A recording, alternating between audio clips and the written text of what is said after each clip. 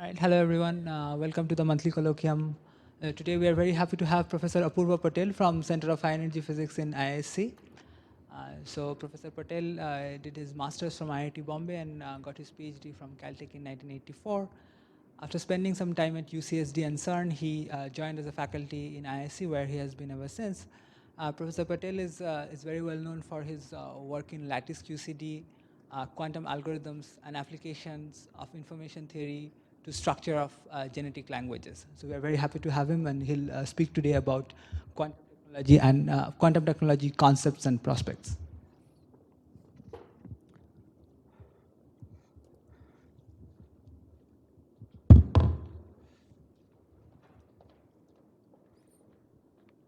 So thank you for inviting me to give this talk. It being a colloquium, I am going to present an overview of the wide variety of things which are happening in quantum technology, but in every topic there are details which I will skip, but if you have questions, I will be happy to answer them at the end. But just there are too many things going on at the moment in this area. So let's start at the definition itself. What do I mean by quantum technology? It basically covers all kind of devices which use quantum mechanics in an essential way. And the important quantum properties which appear in some form or the other are superposition, entanglement, squeezing, and tunneling of quantum states. There are lots of things you can do with this phenomena, and the task is to make them practical. When theory is there, theory has been around for well, close to a century by now, and nobody doubts the fundamentals of the subject. It's a question of technology, which is whatever we know in science, how do you use to design and control various things? That is essentially the question. So what is expected is in some sense this hierarchy, that the first things which will show up and actually have started showing up already are improvement in sensing and metrology using various kind of effects. Basically, you do high precision measurements of lots of different things. Currently, there is a lot of effort going on in the second step to make it practical, improve communications and simulations of physical models by directly mapping them onto quantum devices. After that, there will be some feedback to foundations of quantum theory.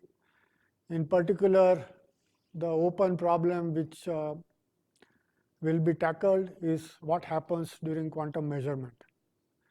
Even though we have a prescription, we don't have a full understanding of the topic. And quantum computation will come, but it is going to take a while. And the main reason for that is getting sufficient control on the devices so that you can make error correction. And all the things before that do not involve any error correction at all. Many times these days, people have started comparing quantum versus classical technology, and one phrase which has been thrown around quite a lot is quantum supremacy.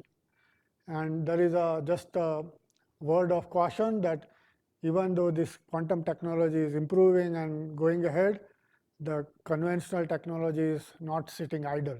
So by the time something happens in quantum technology, a lot of things will also happen in classical technology.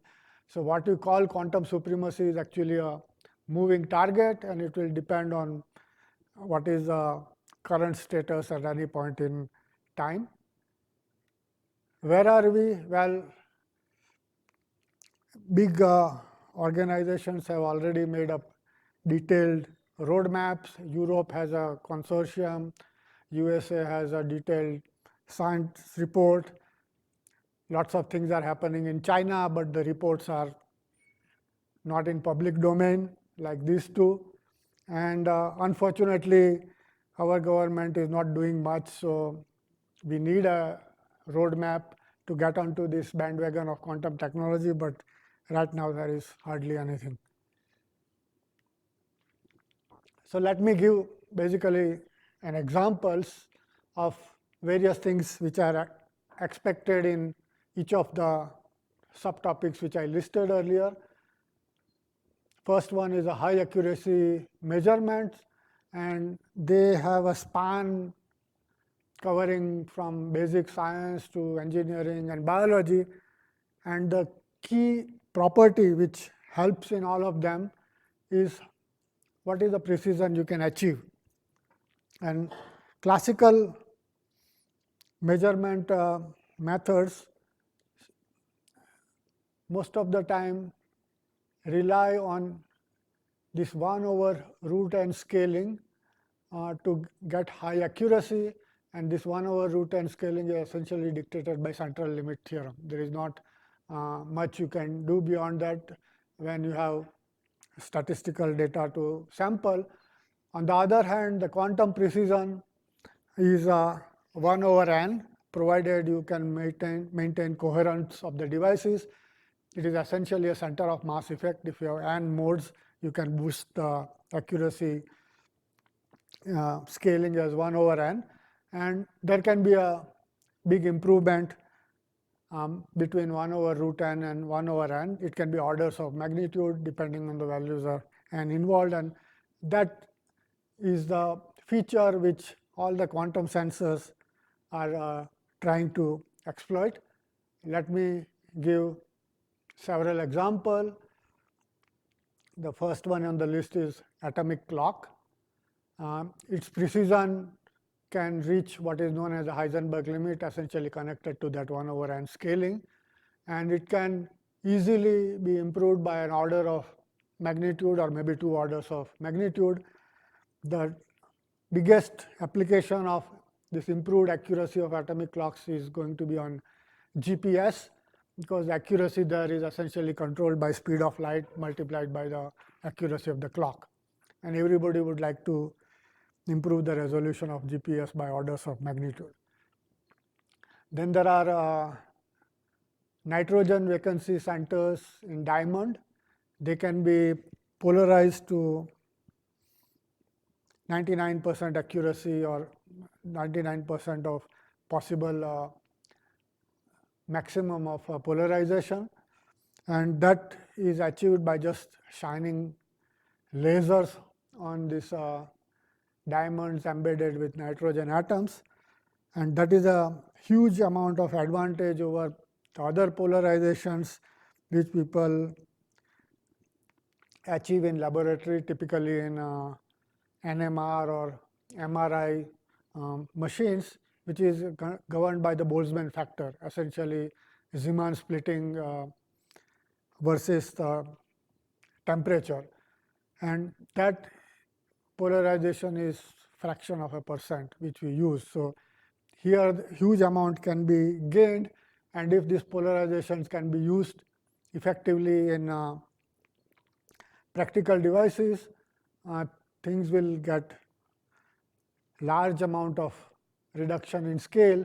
In particular, these MRI machines in big hospitals can become like handheld devices of cell phones, and people are working on it. Several of these things actually, if you look at the numbers, they are disruptive technology in the sense that there is a big gap in the kind of things which you can do, provided you can get them to work.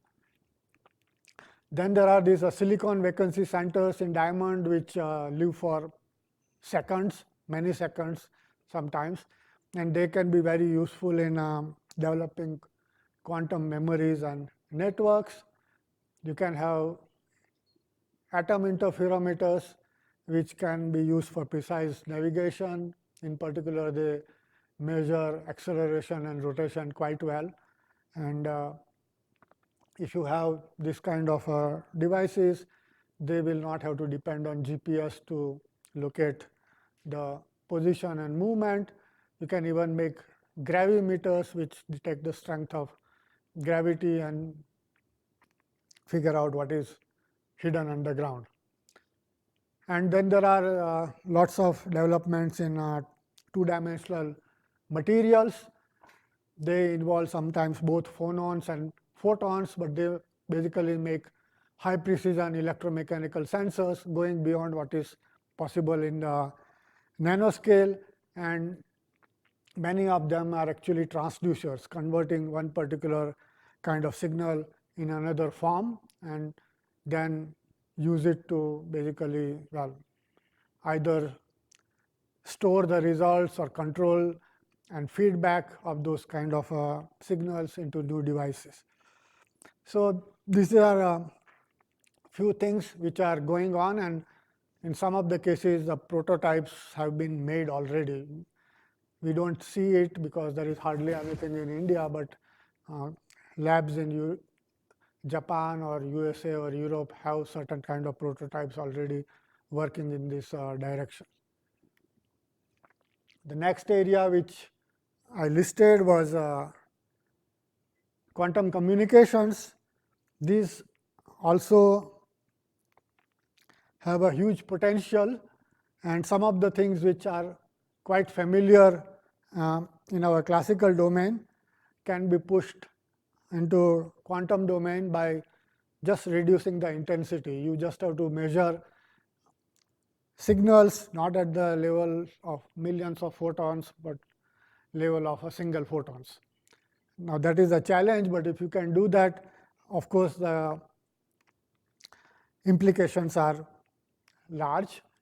So for example, you can have communication channel which are super additive.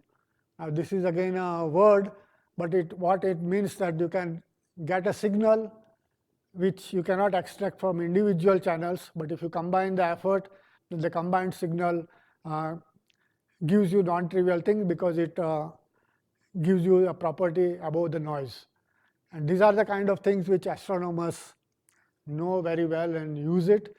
At pictures of galaxies and clusters which we see in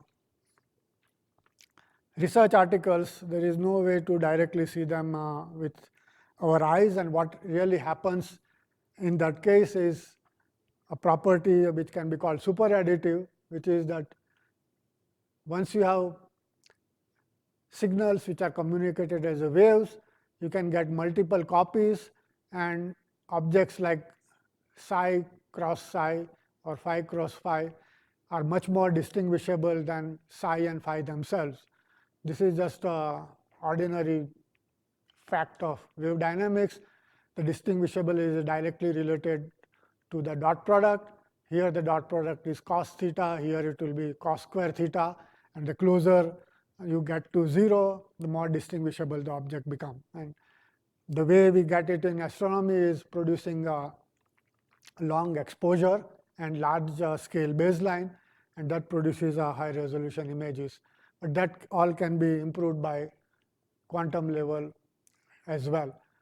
There are random number generators which are now getting into mobile phone cameras.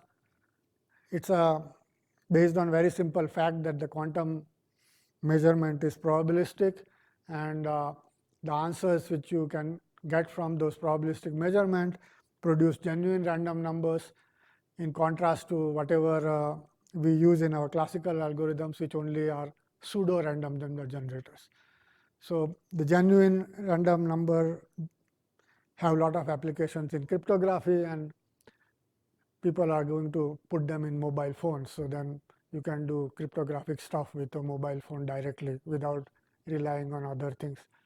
There is also a subject called post-quantum cryptography, which is based on another feature rather unusual, that quantum theory is not going to make everything easy. some things will still remain difficult. And if you have protocols, even classical protocols based on these quantum hard problems, the quantum computers also will not be able to crack them. So people who are worried about the messages getting deciphered, particularly the military and the defense establishments, they are going after this subject of post-quantum cryptography. And the essential examples are codes based on lattices and learning with errors. The reason being that these codes depend on the algebraic level on structure of non-abelian groups. The quantum code which Peter Shor cracked, the RSA, it is based on abelian groups, and that was done some 25 years ago. Nobody has figured out whether it can be generalized to non-abelian groups or not. It's an open problem, and as long as it's an open problem, people are trying to use it in the so-called post-quantum cryptography, and many things are going to come out. It's actually heavily investigated problems in theoretical computer science. Then there are these essential devices of communications, heralded single photon sources. Heralded means you can tag the photon, and the way it is done is by producing entangled pairs. One of the pair is used to find the signal as a probe, and the other one is kept as a reference, and by doing the interference of the two after the probe or scattering or whatever takes place, you can extract the property of the object from which the photon has been scattered. And you need precise timing for this, which is now possible with this technique called frequency combs. People are working on it. And then you need good single photon detectors, and these are now becoming possible using what are these two-dimensional materials like graphene and molybdenum sulfide and things of that sort, and they turn out to have very fast response to individual photon with a short date time. And once these two components are there, a whole new subject is opening up, and that is called quantum imaging. It uses entangled photons, and it can improve the signal to noise ratio by huge amount, in the sense that you can have a signal which is 1 part in 1,000 compared to the noise, but you are able to dig it out. And the applications of these things are again ranging from medical field to engineering. The reason or the advantage being that this quantum imaging is very low intensity, single photon level. So it will cause very little damage to the object, and that is a very important criteria in the medical field. Then we need a next level, which nobody has figured out yet, is the quantum signal don't travel a long distance. So you need repeaters, and these repeaters require essentially the same techniques which are needed for quantum computers. As in, the most important part is error correction, because noise will get in with the propagation, and you have to filter it out and improve the signal. And unless you can do that, you cannot send quantum signal over large distance. People are working hard on it, and the part which actually provided the large motivation to the whole field, subject of breaking codes and giving quantum security, that is going to sit idle for a while, because it's not offering any practical advantage at the moment. In particular, this post-quantum cryptography is a very strong rival, and there are certain features of the quantum communication which can never reach the corresponding classical criteria. One of them is the transmission rate, and the quantum transmission rate will be slower than the classical transmission rate by the simple fact that the quantum detectors have a longer dead time than the classical detectors, and the transmission rate, the bound is essentially 1 over the dead time. The reason for longer dead time is after detecting the signal, the quantum detector has to go back to a very quiet state to be able to detect the next signal, and that range of going back to a quiet state is much larger and harder to achieve in a quantum theory than in a classical theory, where the quiet state is not all the way down to single photon. So, that is a limitation of quantum communication, but if you do not require such high speed of communication, maybe there will be interesting applications. Okay. Now, let me go to quantum computation. In this particular area, what is important is understanding the concept of complexity or computational complexity of a problem, because the classical and quantum computers will solve the same problem.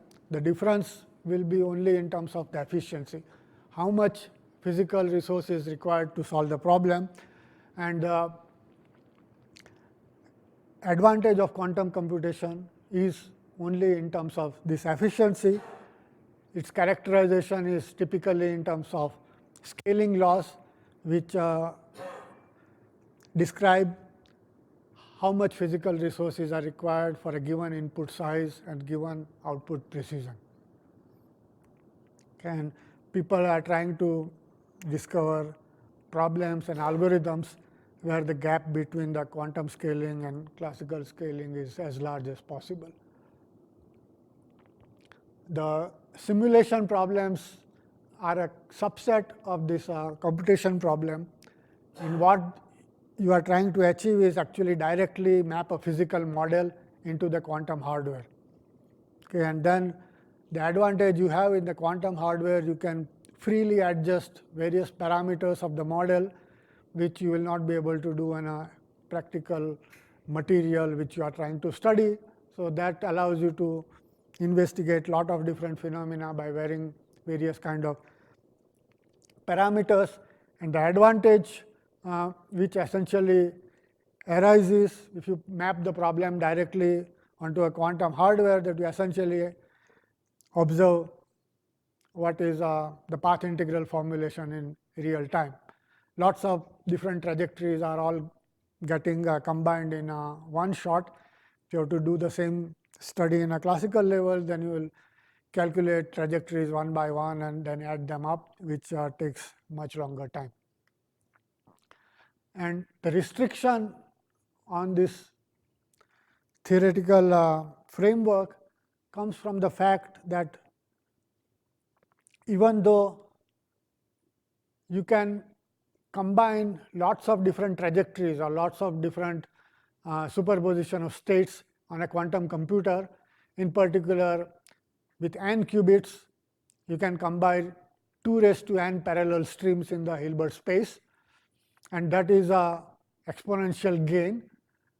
The limitation is at the end you will not be able to observe all the 2 raised to n streams simultaneously. Instead, you will be able to detect only n binary observables at the end. And this is the drastic requirement, which says that the exponential gain of superposition is limited by only capability to measure n binary observables at the end. So, this restriction provides the constraint on the kind of problems you can solve using these quantum devices, where you will get a large gain.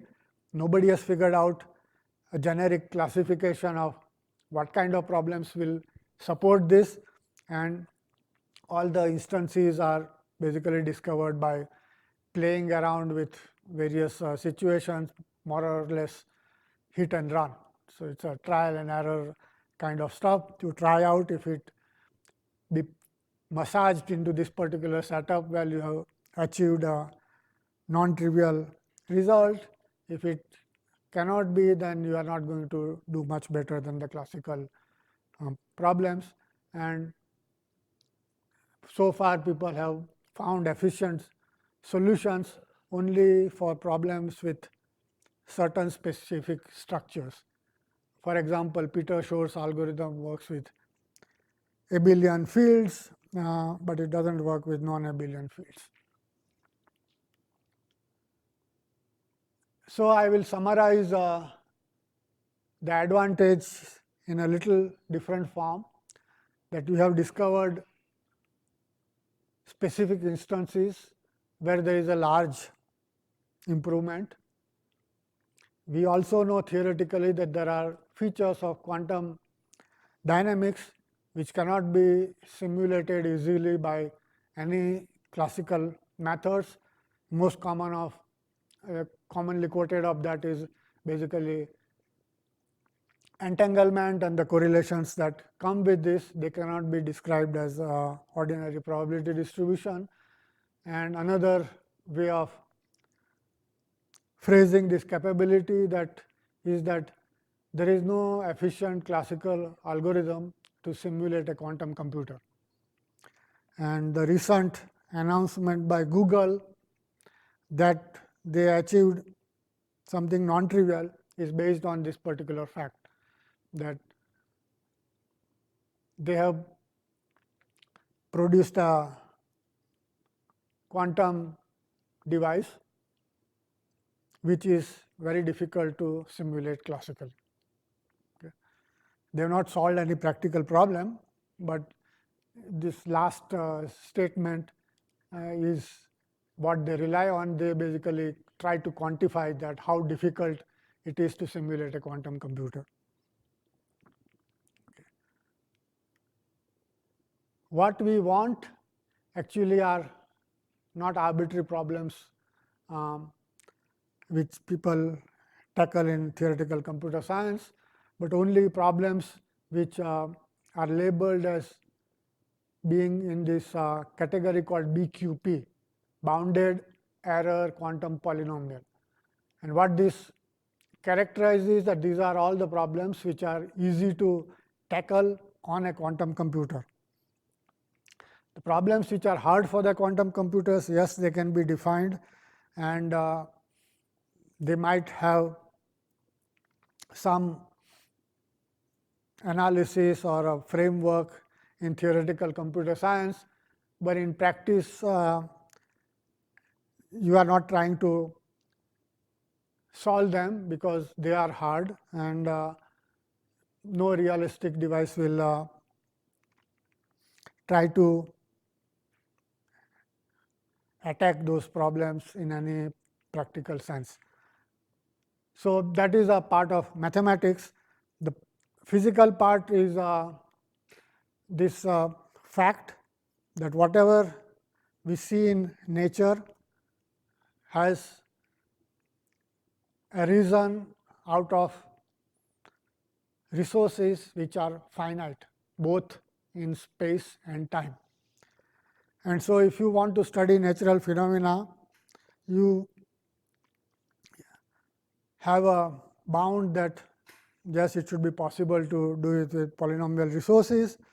It goes both ways, that if you understood the theory how nature produced those effects very well, then of course you will mimic that in quantum computers. And conversely, if you are not able to find a good algorithm for it, that means that you have not understood nature very well. Because nature did it in finite resources. It's up to you how clever you are to decipher the dynamics and the algorithms which went inside. The hurdle is very well known, that the way we look at quantum systems, they are very sensitive to disturbances from the environment. You can call them fragile if you wish. And there are various ways to cut down on the disturbances. They all can be viewed as some kind of unwanted scattering. So, you can go back and look at Fermi's golden rule and reduce the scattering by reducing the flux, reducing the coupling, or even reducing the final phase space. And they all help in cutting down unwanted interactions. But the troublesome part is the fact that you are trying to control a quantum system, and the control mechanism itself brings the noise along with it. You have to interact with the system to be able to adjust various things, and every interaction, whether it is intentional or unintentional, will bring in noise. And that noise you cannot avoid. So, now you want to figure out, the controls are bringing in some noise. I cannot shield the system from that, but how can I shield the calculation which I want to perform from this noise? And the technique is the one called error correction. What it does, it separates the scales of logic and the physical units. Okay. So, the physical units are the ones which will undergo several transformations by external interaction, but the logical state is not encoded in individual physical components, rather it is spread out. And so, the local disturbances do not disturb the logical state very much. That is essentially the principle of error correction, which is well known in our classical computers also, except that it becomes far more important when you are dealing with quantum devices. What it allows you to do is achieve what is called a fault tolerant computation, which means that if the error rate is below a certain threshold, then you can protect the logical states indefinitely. Okay. So, it is a very important fact that the errors below a certain rate will not destroy the signal at all. Now, to be able to do that, you have to get the error rate below that particular threshold, and the technology is struggling with this particular feature. What is the existing level of error and what is the threshold that I have to reach? And at present, the gap between the two is orders of magnitude, at least 2 orders of magnitude. So, that is a place where lot of effort is going on, how to bring down the error rate, which of course requires either a large amount of step by step improvement, or maybe a completely new breakthrough in terms of the materials or the components that you might use. There are various design criteria which were written down long back by Di Vincenzo, and they have not changed. And I'll quickly say that you need a scalable physical system, you need the capability to initialize the state, perform operations in a time short enough compared to the decoherence time which will destroy the quantum state. You need universal set of quantum operations to be implemented, good measurement capability, and then connectivity to interconnect various components, because you cannot have wires as is possible in our classical computers. You probably have to combine photons with material hardware and flip back and forth to go from essentially from CPU to memory and vice versa. What one had to keep in mind in this thing is important fact that you have to perform error correction, and one of the criterion is that you need discrete variables. You can't do it with continuous variables. So, even if the underlying variables behave continuously, you have to encode the variables that you want to use in the calculation as some kind of non-overlapping islands of signals, which will be essentially playing the role of discrete variables. We do the same even in our classical computers. This binary code of 0 and 1, actually not precise points, but ranges of voltages and currents which are mapped onto the Boolean variables. Okay. Lots of technologies are being explored. Some examples are listed here. There are electron and nuclear spins. Photons have different paths and polarizations.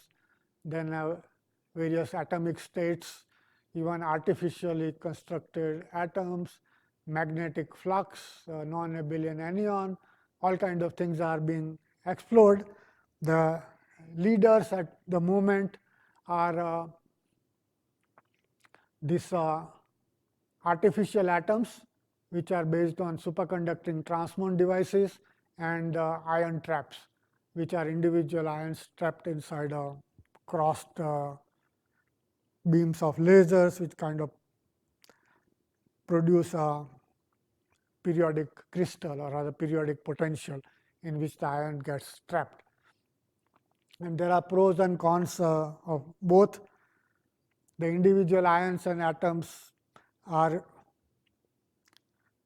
good in one sense that they are all identical. If you take a particular element, then all the elements, say all the silicon atoms, behave the same way. You don't have to worry about them. On the other hand, these artificially constructed qubits, which are larger, but they are synthesized in some material nanostructures, and they have variations amongst them. And so, all of them can be called a qubit, but they are not exactly identical qubits. Some parameters will be different, and then you have to control them by taking care of that particular variations. Yeah.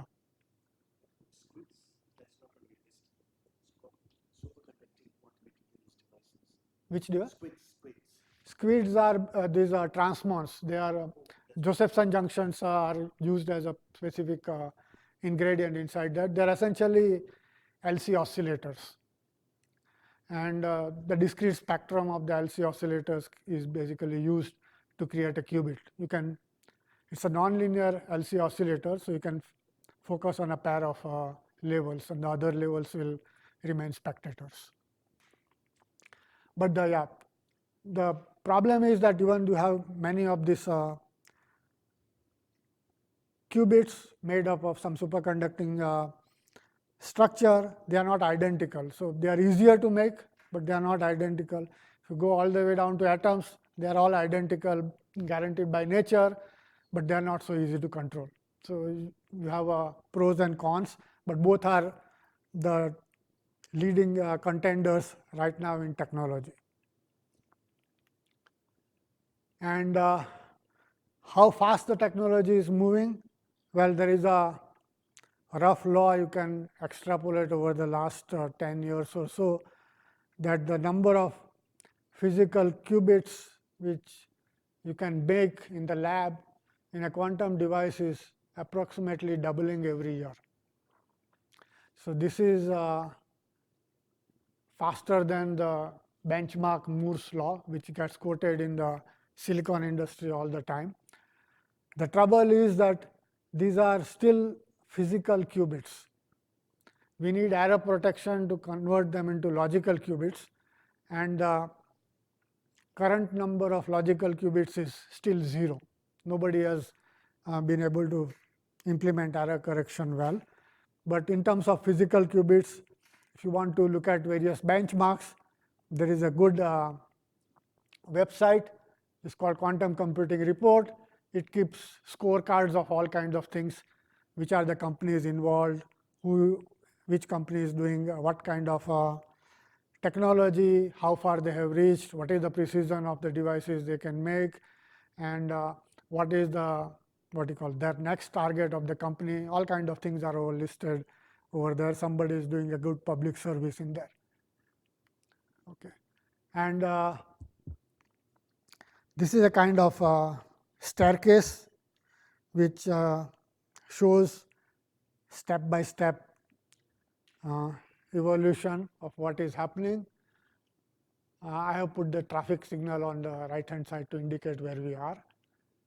We have essentially figured out how to do operations on single physical qubits. That's a green light. How to execute quantum algorithms on multiple physical qubits, that is where we are. We are struggling with doing something practical in this area, and that is the orange light. To make this so-called non-demolition measurements for error correction and control, well, that is a red light. We haven't yet reached that stage yet. And the next stage after reaching this error correction and control will to produce a logical memory and devices with lifetime longer than that for the physical qubits. It will come, but it's an open question at the moment. And then to get to the computer, you will need some more steps. You will need operations on these logical qubits.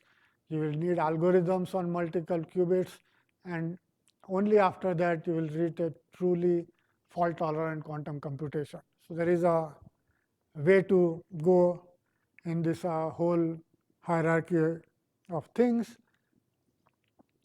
And what we are doing is not worrying too much about the steps above, but at this level itself, you have some physical qubit, you want to directly map quantum models of physics or chemistry onto these qubits and check whether you can observe something non-trivial or not. And those are the models which describe quantum simulations, direct mapping between physical system and the quantum hardware. It's not clear how much we will get out of these simulations, but it is certainly worth trying, and this is probably the area where you will have a first manifestation of this phrase quantum supremacy, that you have a non-trivial physical problem which has a better result from a quantum computer than from the classical computer. Okay. So, yes, this is a kind of history of what has been discovered in quantum algorithms, starting with a Fourier transform, which has many applications. Then there is a search problem, which gives a square root speed up. Then there is a diffusion process, which also gets a square root speed up. And the important consequence of this early result was that any NP complete problem, as the computer scientists define them, can be speeded up at least quadratically. And in practice, this can be a big advantage, because square root of a large number can be substantially smaller, though it does not affect any of the classification of the problem, because classification worries about polynomial versus exponential, and that's not going to change by taking a square root. But there is yet another class of objects which people realize, which will appear in quantum devices and which have no classical analogs. And these are the features of many body quantum systems. The physical structure will produce wave functions which are completely antisymmetric for fermions and completely symmetric for bosons. There is no way you can do this automatically in classical physics. Okay, but in the quantum devices, it will be kind of manifest. And so, if you are clever enough, you will find some problems which exploit this symmetry and solve them in a clever fashion. and the advantage can be huge because the number of components which go inside here can be n factorial. It's a large number for a large enough system, and there is no equivalence of this identical particle behavior in the classical physics. If you can get that n factorial in a particular problem, it will be great. Nobody has found a what you call physical problem that is interesting from this place, but at least a mathematical problem has been found, and that is called boson sampling. And it has been argued, and some small components have been even designed to show that it actually scales the way it is supposed to in terms of this n factorial. So, it is a little bit of a mathematical problem. Job is to sample a distribution consisting of bosons, and it becomes easy on a quantum computer. So, yeah, this is something which I did many years back, and I just put it up here because it got into news recently. It was highlighted by MIT Technological Review in month of September, and that is a feature which is unusual in the sense that an algorithm which was described or discovered in a quantum context, the Grover's algorithm, can be converted to a classical version without too much trouble. And not only that, there are lots of natural settings in which the algorithm can execute even without your fine tuning any parameters. So, this is a surprising fact, and I have just one illustration here, that what happens in this algorithm in the smallest case is that it can identify 1 out of 4 objects by asking a single binary question. Now, in a Boolean logic, one binary question will distinguish only 2 objects, but not so in a wave implementation, and this is a kind of pictorial illustration of it. You start with an unbiased state of 4 objects, all amplitudes equal, then you use the binary question, but in a way which is non-trivial. There is no particle analog of it. This is a wave description that you change the sign of the amplitude of whatever object that responds to the binary question. And here I have the first one flipped into its negative direction by the binary oracle, and after that all you have to do is just wait for half an oscillation period, and the wave dynamics will do that there is an average value, and it will go from one side of the average to equal and opposite side of the average. And if you look at the numbers, the 3 numbers are 0.5 in this, one is minus 0.5, the average is a quarter, and you flip the values of everything about the average, then the 3 values which are 0.5 fall to 0, and the first one which was minus 0.5 gets boosted to 1, and that is a state which you want. So, you stop the algorithm at that particular point. And to describe this evolution, you do not really need quantum mechanics. It is just a change of sign of the wave, which may occur classically very well, and you can actually make tabletop experiment which will demonstrate this using some masses and springs, nothing fancy. You just have to apply one reflection which is bouncing off the dynamics of one of the components. That is also very easily possible, but it shows something non-trivial, that you can identify 1 out of 4 items by asking a binary question.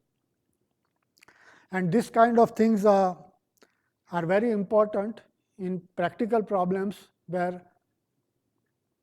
time is important, and you can pay the price in terms of space. Essentially, what the parallel computers are designed for, you want to get advantage in time. and the time is measured by how many binary questions you are going to ask. In this case, only one. You are paying the price that now you are dealing with 4 oscillators in a wave dynamics, that is fine. But if the time is important, space is affordable, then you will go for a solution like this. And scenarios where this is important are all over the place in biological systems, where to get a little bit of advantage in evolution, biological systems will proliferate in space. Just how many seeds a plant will produce just to get one offspring carried to the next generation. That is a price which is affordable in biology.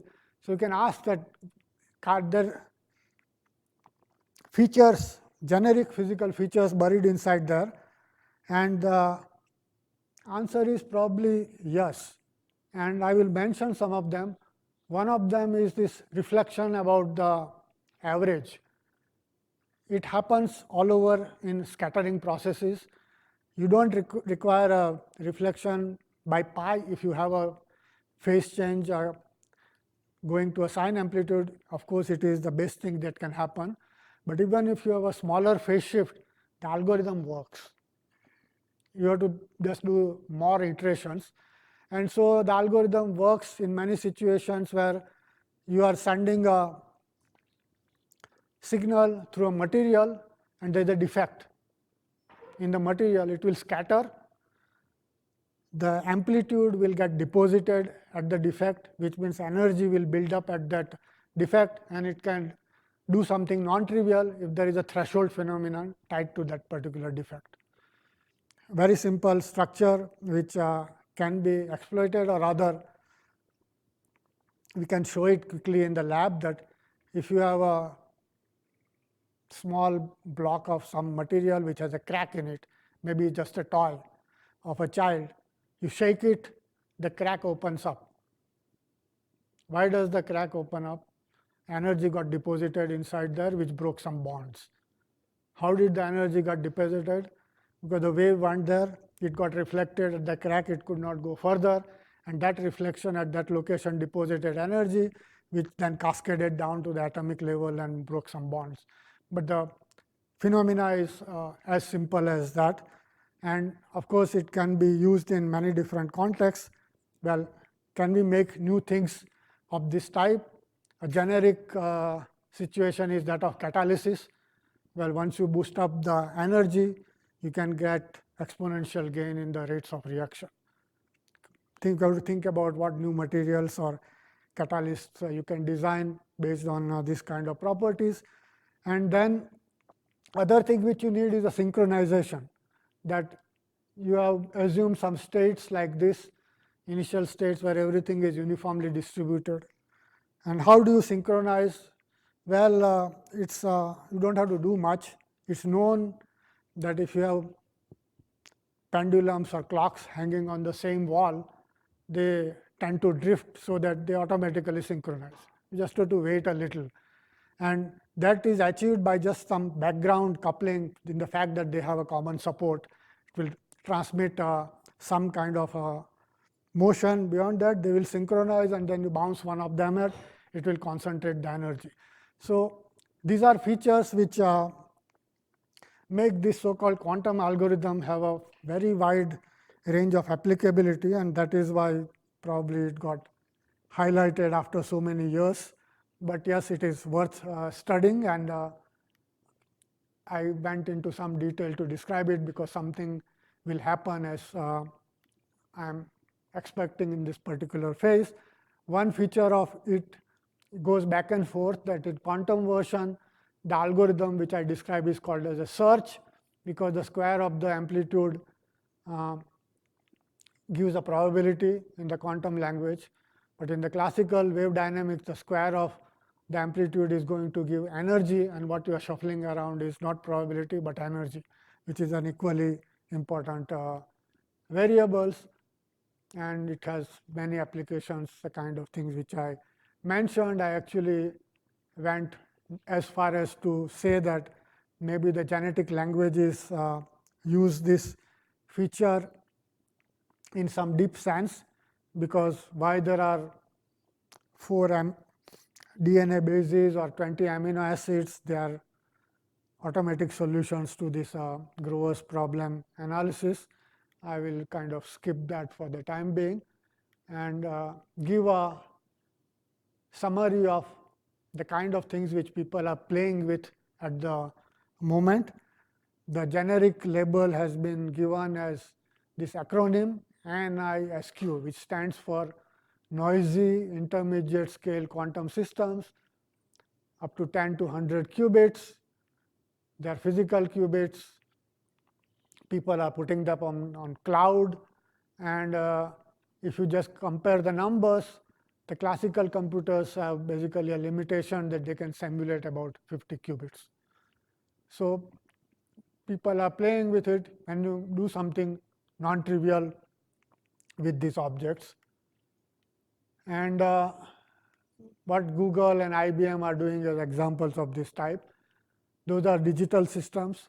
Then there are these analog systems being explored.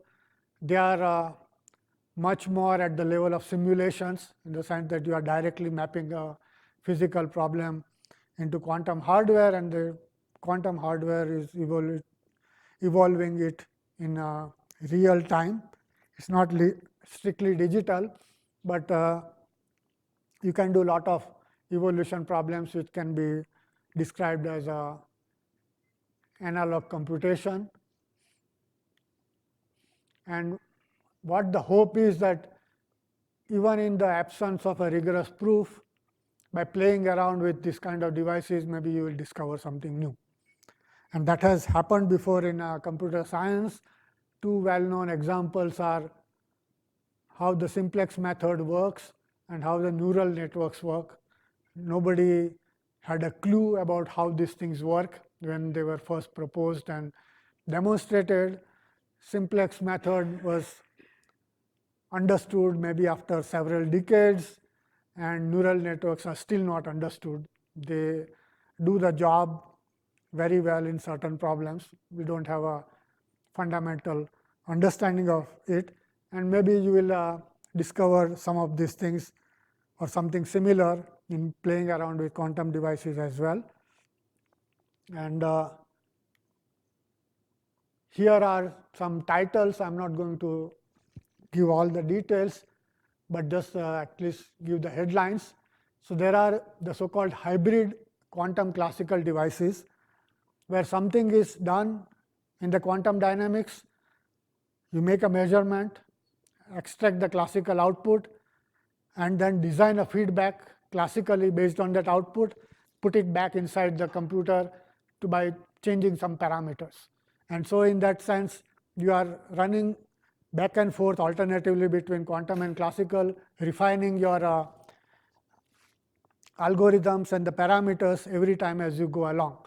And the situations where this can be useful are problems which can be expressed in a variational language, and they also have some kind of universality in the behavior. Now, both these features are very well known in physics. Lots of problems can be expressed as variational optimization calculations, where this thing will work very well. And lots of problems also have universal features, where you don't need to know all the great details about what is happening at microscopic scale. Even if there are perturbations at microscopic level, the global feature which you extract will come out right. So these are the attractive possibilities to be tackled in this kind of scenario. Then there are something which are called noise resilient circuits. You don't have a real control over errors, but you still try to make a design where error does not affect the results. It again requires understanding of several structures, but it is possible because errors are local, and so they will affect at every step only its nearest neighbors. And on top of that, though the signal is decaying, the error is decaying also. So now you have to figure out some combinations which can improve stuff. Then there are lots of problems in linear algebra, which can be rephrased in this language of variational calculations. And so this Ax equal to b can be written as minimization of Ax minus b whole square. And by then playing around with these different expressions, you can get even approximate answers. They are very useful as bounds on various quantities. Then there is a so-called quantum deep learning analog of neural networks, where the signal being transmitted are not classical, but quantum amplitudes. We don't know what all they can do.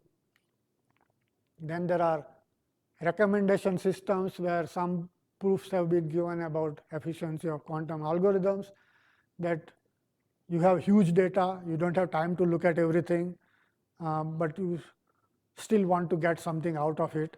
And so there are approximation algorithm which looks at some generic quantities, and based on that make a recommendation. Recommendation may not be perfect, but even if it is a probability larger than half, it can be useful. And then there is a whole area of optimization called semi-definite programming, which minimizes certain kind of functions, basically trace of an operator overlapping with a variable which you want to optimize, and it has a very natural setting, where in quantum dynamics one of them is operator and the other object x becomes a density matrix. So it can be phrased that if I have some properties of the density matrix known, what are the constraints on other properties of the same density matrix? And the solution of this problem is closely related to the construction of the Gibbs state, which is a most likely state in thermodynamical description, where you know density matrix parameters to some extent. And the question is how efficiently you can prepare analogs of Gibbs state in quantum dynamics. So these are the basically various examples, and I think I have come to the end of my description of quantum technology.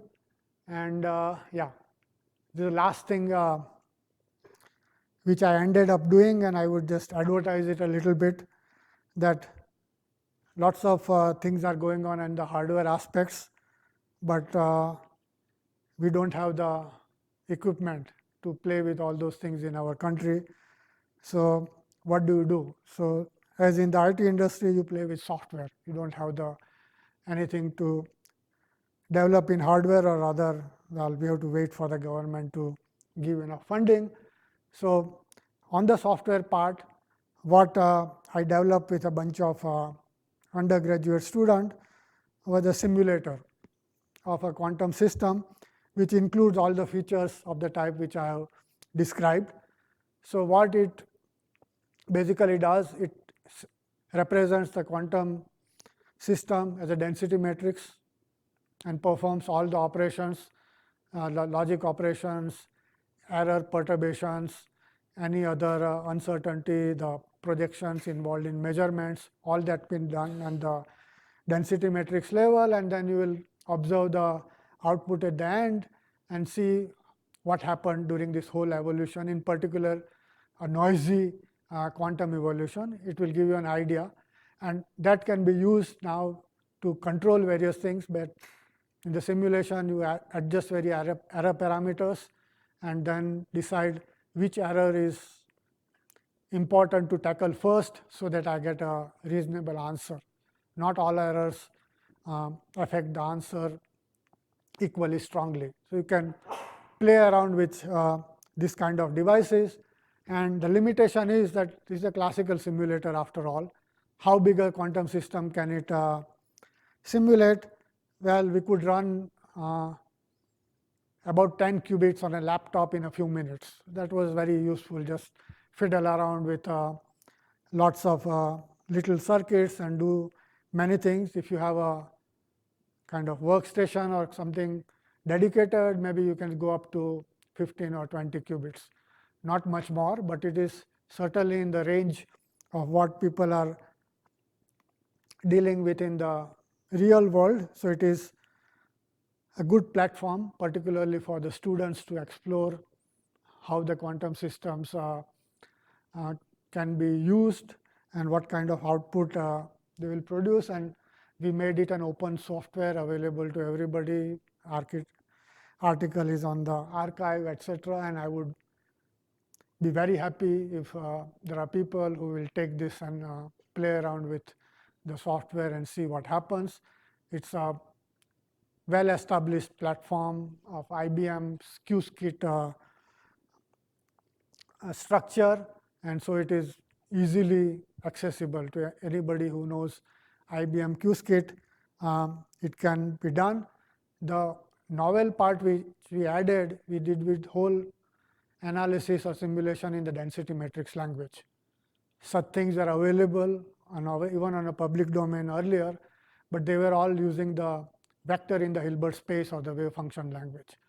And that limited or rather ruled out the possibility of including any error, because errors constrain or convert torr states into mixed states, and that vector in the Hilbert space was not good enough to handle mixed states.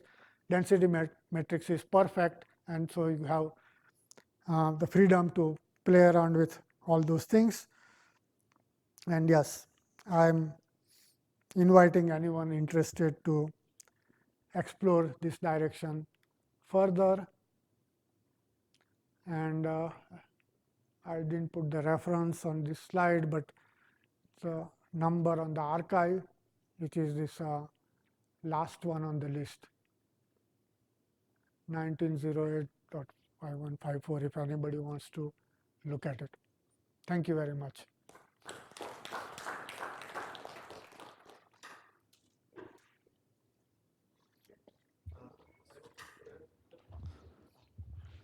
In the Grover's algorithm which you showed, what was exactly the binary question, and why is it? So naively, I could have imagined that the algorithm could have worked even if you had multiple number of things. Why 4 was important? 4 is an exact solution. That is why I wrote it in that picture. You can try it with other numbers, but it will either not be an exact solution, or actually I don't know any other exact solution, but it will take a longer time to convert to the answer. What was the binary question you were posing in that problem? Binary question is the typical structure which is used in Boolean logic. Suppose you want to look up a word in a dictionary. So the best algorithm which Boolean logic is used is you go halfway and then decide it's on the left side or the right side. Then again go halfway, decide left and the right side. So you construct a binary tree till you convert to a particular answer. And computer science have proved that this is the best method if you are not given any other information about the object which you are searching for. And that is why it is put as a binary language, binary oracle or a binary question. So in that case, you had these 4 things which were having some average value. Yeah. And then you decided to flip the value, the amplitude on the first one. Yeah. So how do you think about this in this way now? You say that. So there has to be some physical interaction which will be an input to that binary question. For example, if you are looking at some reaction, chemical reaction, then there can be many different components floating around, but only one of them will bind to the item which you are searching for, the other one will just scatter off. And that binding or not binding can be interpreted as a binary question. So the correct object will show a different behavior compared to all the rest. So if you have actually n variables and you have a particular thing which you are trying to probe it with, that only binds to one of those variables, then it will choose. You have to design that whole structure like that, yes.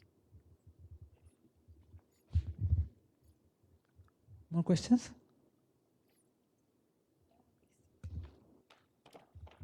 So the error threshold, is it something universal which you can calculate mathematically, or? It's not universal. It requires a knowledge of the hardware which you are going to use. Okay, different hardware can have different thresholds, but the kind of logic gates which everybody is using nowadays, which are 1 qubit and 2 qubit operations only. Okay. Suppose that is the only things which is available to you, and the connectivity between different components is like nearest neighbor. Okay.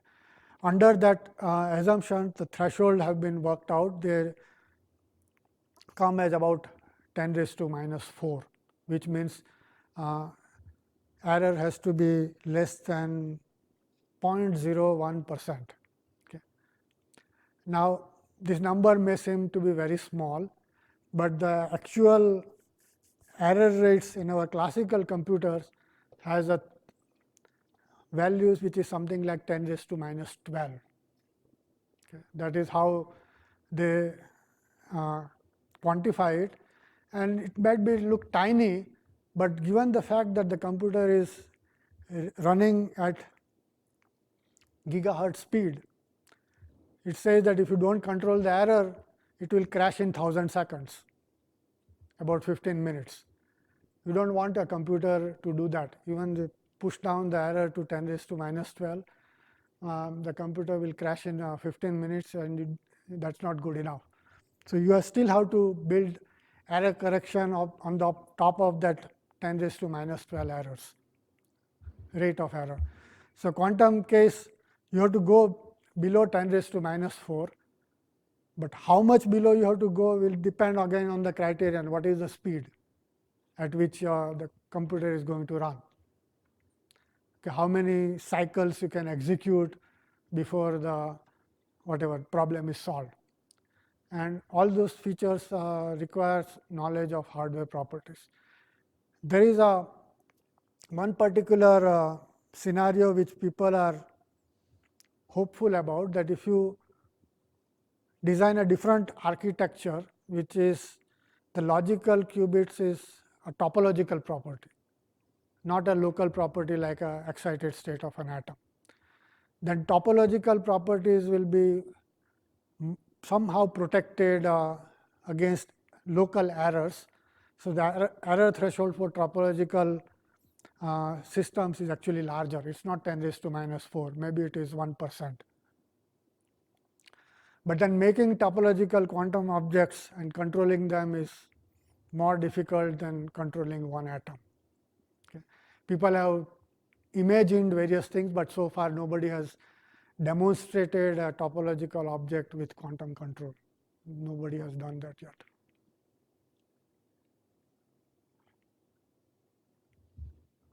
Any more questions? Okay, if not, let's thank the speaker again.